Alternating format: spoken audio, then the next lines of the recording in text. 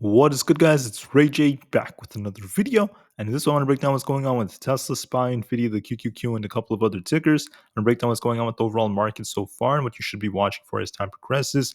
What data came out for today that was quite important, what's coming out for tomorrow as we have the FOMC minutes, and some news involving Tesla.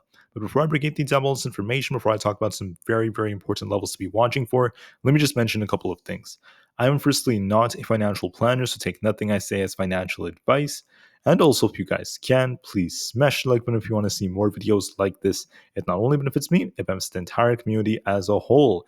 So anyways, what's going on with the Tesla stock? Tesla's looking very weak, very sideways as the market's continuing to rip to the upside in anticipation of the FOMC minutes. And also after this big reaction is coming because of the bill auctions that I was talking about. So I'm going to break down what happened with the data and how this is affecting the markets and how Tesla is moving so far. But let's first talk about this data that came out for now. Looking at the data, okay, the 3-month and the 6-month bill auctions were close to expectations, if not lower, and the 20-year bond auction was below expectations at 4.78%. The market really liked this, and the market just continued to push and push and push, and even right now it's continuing to hold up quite decently. Now, for tomorrow, we have some very important data coming out. First and foremost, we have at 2 o'clock p.m. Eastern Standard Time, we have the FOMC minutes coming out. This is going to be a recap of the FOMC meeting, giving us more insights on the opinions of the different Fed officials and what they want to do with policy. This is going to be very important, so it could affect the markets. And then on top of that, after the market closes tomorrow, we have Nvidia's earnings, which is going to once again possibly shake the entire market. So we're going to be watching all of this. When it comes to Tesla, the news has been quite negative over the weekend involving Elon Musk and new probes that have come out, even involving the Tesla board.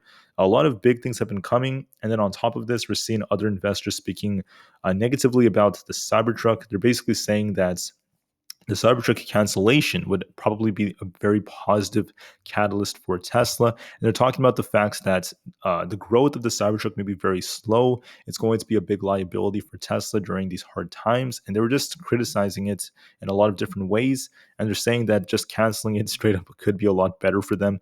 And that's obviously not going to happen, in my opinion. Tesla's going to continue to go forward with it, as they don't just have like different prototypes for it, but they're going to be getting ready for deliveries, official deliveries, like really soon. So we're going to be waiting to see how it goes. We're going to be very patient in the process, and we just want to be waiting to see what other analysts are saying. But different analysts from like Jefferies and other places out there are cutting their price targets on Tesla, saying that Tesla is stuck in the slow lane for another 12 to 18 months, and it's not going to be able to capitalize on these new developments. They also are saying that the Cybertruck being canceled would probably be a very positive catalyst for shares. And once again, that's just their opinion. For now, I just wanted to call that out because that's part of why Tesla's trading the way it is. So what's going on with Tesla? Very boring day. It is just stuck between two levels. We basically have this support zone between 231 and 232, and we have resistance between 235 and 236. We've been going back and forth between supply and demand. It's been stuck, hasn't really done anything, and it's going to likely continue to be stuck as time goes on. However, I just want to call out that we have a potential inverse cup and handle forming on Tesla, and this in turn could lead to more downside in the future. We'll be watching to see if this ends up playing out, but just be very patient. If Tesla loses 230, I'm going to turn a lot more bearish. We haven't really done that just yet. We're seeing buyers continuing to step in, and when I mean lose to 230, I'm referring to us like closing below it. We also have the 20 EMA as support below that. So these are two supports to watch for, 230 and 227 right now, the 20 EMA and the 200 EMAs.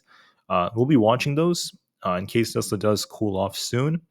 On top of that, I just want to call out our resistance at 235. We also have resistance at 236 to 237.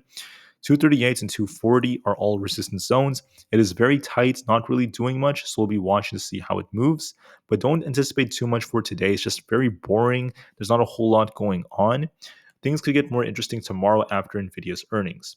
As far as SPY goes, the bearish case did not end up playing out. Instead, we had the bullish case, and I warned everyone, if we broke 452, we're going to turn bullish on SPY. Expect this thing to start pushing up higher. And what happened was we not only broke 452, but we broke above 453.5, and we ended up testing 454. The next level above that, if we broke, that would have been close to like 455.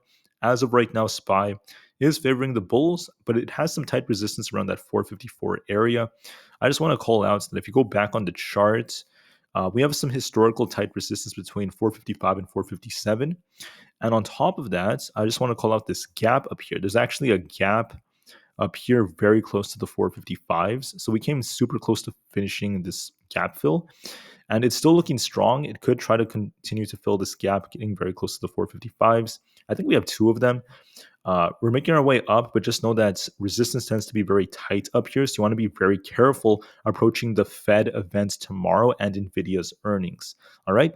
But right now, we are still favoring the bulls. Even though resistance is tight at 454, we still favor the bulls looking at the current trend and the way that we're holding up. So we're going to be watching to see if this thing gets a rejection. There's no guarantee we reject like this yet, guys. We have to wait for the catalyst. I was just going over like a hypothetical situation earlier. But just know that we are favoring the bulls. We're holding up decently. This thing is making higher highs and higher lows, and we're trying to hold now in the 453s. So far, it is not looking too good for the shorts, but things could change later on once we get our different catalysts. For the QQQ, this is continuing to hold up decently. We managed to get above 390, watch 390 as our support. We're also going to be watching for 389 below that, 388 below that. And then those are pretty much our supports. It's like almost every dollar. Resistance, we have 391.07, and that's pretty much it. Right now, we're kind of shopping in this 390 range. We'll see if this holds. But for now, the QQQ is favoring the bulls overall. We have an uptrend that is still being respected thanks to Nvidia and Apple. And we're going to be watching resistance. As of right now, we're holding up nicely. The last two I'm going to go over for this video are going to be Apple and Nvidia. Apple's uptrend, we managed to get above our resistance at 191. The next tight resistance is going to be close to 192. Very close to it. I mean, it got rejected off 191.8. It's about 192. It's basically very close to that range.